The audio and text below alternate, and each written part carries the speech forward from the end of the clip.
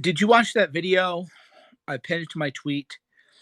Georgia Senator Perdue said that he's looking forward to President Joe Biden taking office because Mitch McConnell and the Senate can do deals with President Joe Biden. Did you watch that video? It's a video given to the Washington Post, and it's admitting that Purdue is admitting that he's just going to sell you all out to China, sell everybody out to China. But then, meanwhile, I'm supposed to really care about the GOP Senate majority. I'm really supposed to care about the Senate when David Perdue is already saying that he's going to sell out America to the Chamber of Commerce and to China. So I'm just going to tell you where I'm at right now mentally. Right now, I care more about how my hair looks at this camera angle than I care about the GOP keeping the Senate. So again, here's my position. I care more about how my hair looks at this angle when I turn my face than I do about the GOP keeping the Senate. This is my part. Like, well, this looks pretty cool. It's kind of like fluffed up a little bit. I care more about this little, 7 inches of hair. 7 inches. That's what she said. I care more about the 7 inches right here than I do about the GOP keeping the Senate. I just don't care. And people are trying to make me care. People are trying to tell me that I should care.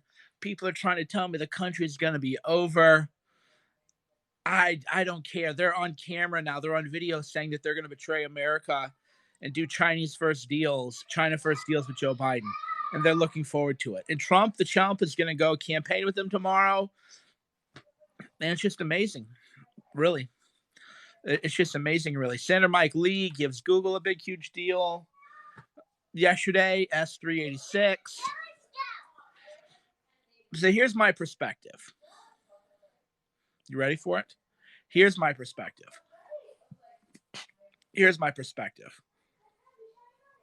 The GOP is not, and I read Ryan Gradorski, I've read everybody's arguments, right?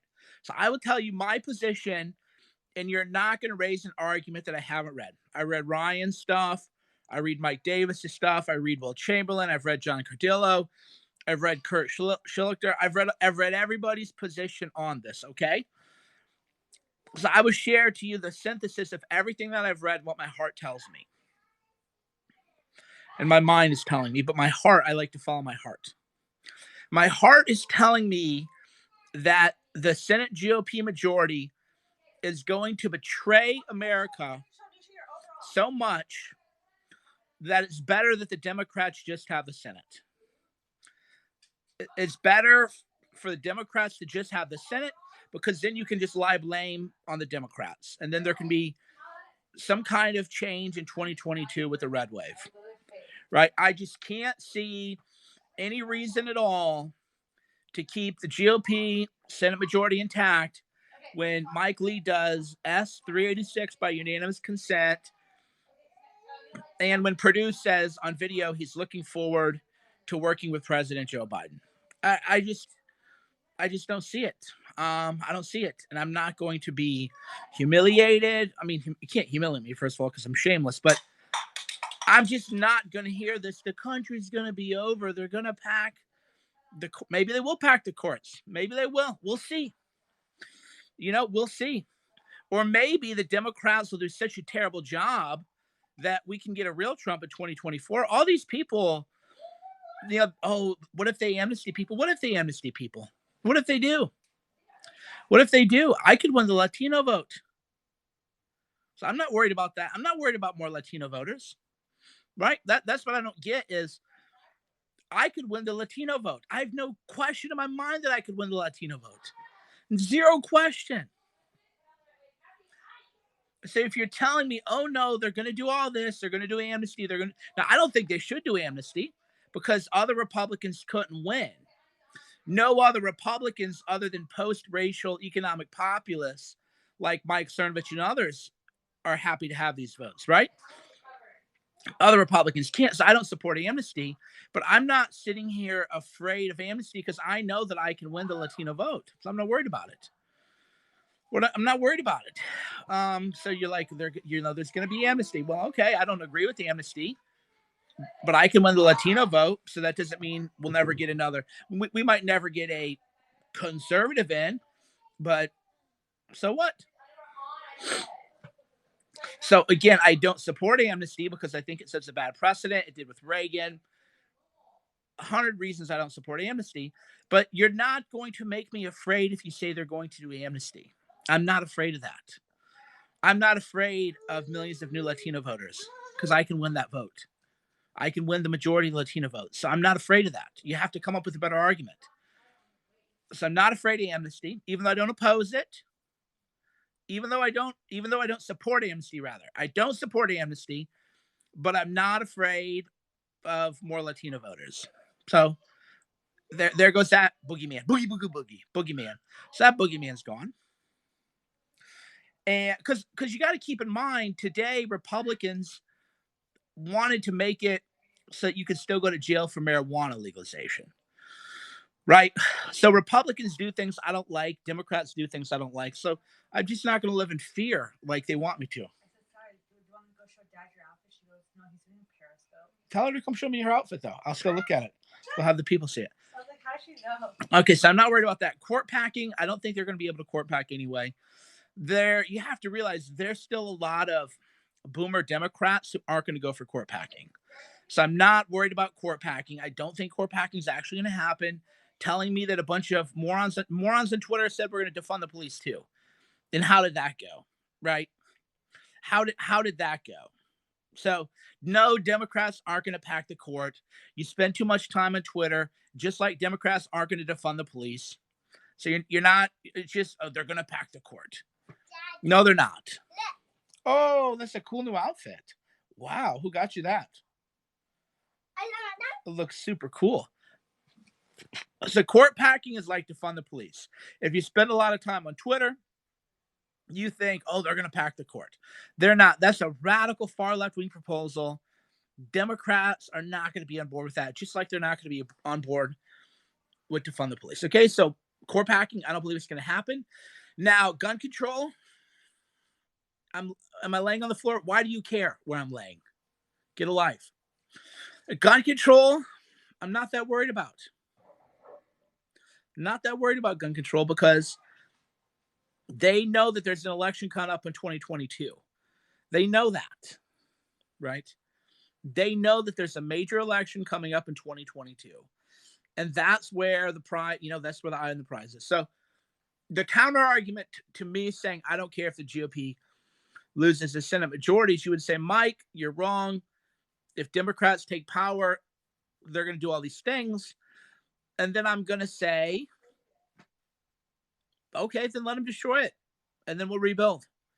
Believe in God. I can tell who's a secularist and who believes in God. Because if you believe in God, you know that one election is not the end of the country. You know that it's not the end of the world. It's not the end of your life. You know that you have to meet God, right?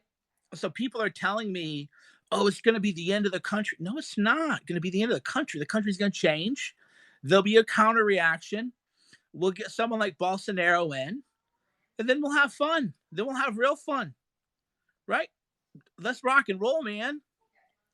Latino population gave Bolsonaro presidency. I think America deserves a Bolsonaro.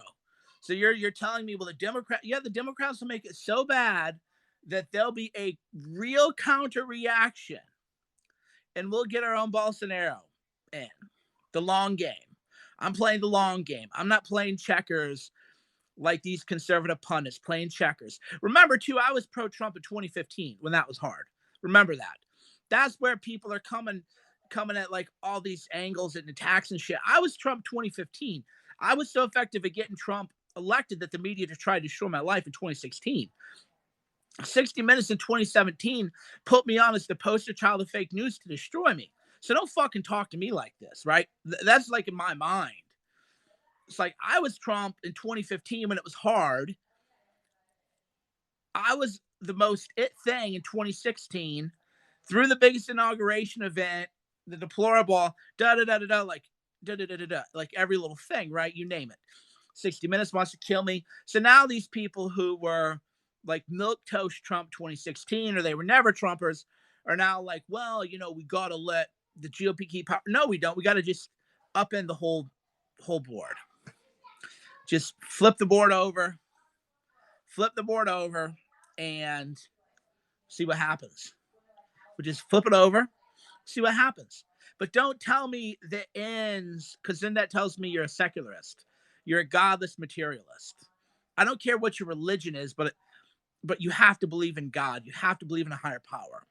So if you're a secularist who believes that we're just animals and that when we die, we don't have a soul that merges with the infinite, then I don't really care about your opinion on politics. I can't talk politics with people who are godless materialists because your timeline is different than mine. Your timeline is that of a primitive animals. Your timeline isn't mine, which is beyond an election cycle, which is decades past. And it's also too about you're going to have to meet God when this is all over. And we should all think about that more, myself included, because no one is saying that I'm perfect. Quite the contrary. So that's where I'm standing. Now, could it change? Of course it can change. It's December 5th. There's an election in a month. It could change. I've said what I wanted. I need Ross Ulbricht released from prison. I need a pardon for Edward Snowden. I need a pardon for Julian Assange. Those three things don't happen. I ain't doing shit. And I'll actively, maybe do things that people don't like. So I have demands, and as someone who actually has influence, and who bought into the debunk of the suitcase story, Perdue? Because I sure didn't. So I would just say that I have demands, and my demands need to be met, and my vote needs to be. Don't gossip about Scott Adams, okay? Don't come here like a little. We're not Bravo TV. Don't come over here like a little teenage girl or a teenage boy and gossip about people that I like and respect. You got that? And you look like a dork, by the way. So you need to fix that first before you come here to gossip about people that I like. How about you fix why you look like a big fucking dork? All right? Before you go judge other people. How's that for some life advice? I'm not fixing anyone's opinion. I'm fixing your opinion, buddy. Fixing that.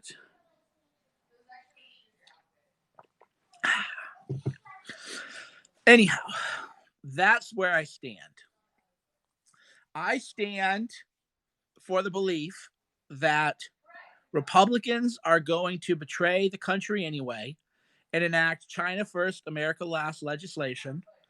I'm on your side too, brother. That's why I'm giving you advice that maybe other people won't tell you. Have you ever thought that when I'm being mean, what I'm actually doing is telling you what no one else will tell you, and I just changed your life?